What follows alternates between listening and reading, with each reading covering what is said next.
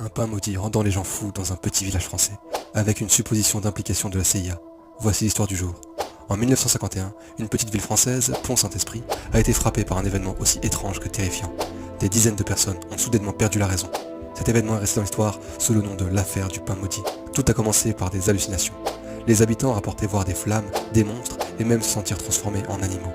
Certains se sont jetés par les fenêtres, croyant pouvoir voler. Au total, environ 250 personnes ont été touchées, 50 hospitalisées, et il y a eu plusieurs morts. Rapidement, le boulanger de la ville a été accusé d'avoir produit du pain contaminé. La théorie dominante était que la farine avait été infectée par l'ergot de seigle, un champignon connu pour provoquer des effets hallucinogènes similaires au LSD.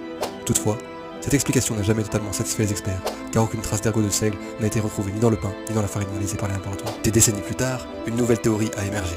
Un journaliste américain, Hank Albarelli, a suggéré que la CIA aurait mené un test secret sur la population, en utilisant un hallucinogène similaire au LSD pour étudier les effets de la guerre psychologique.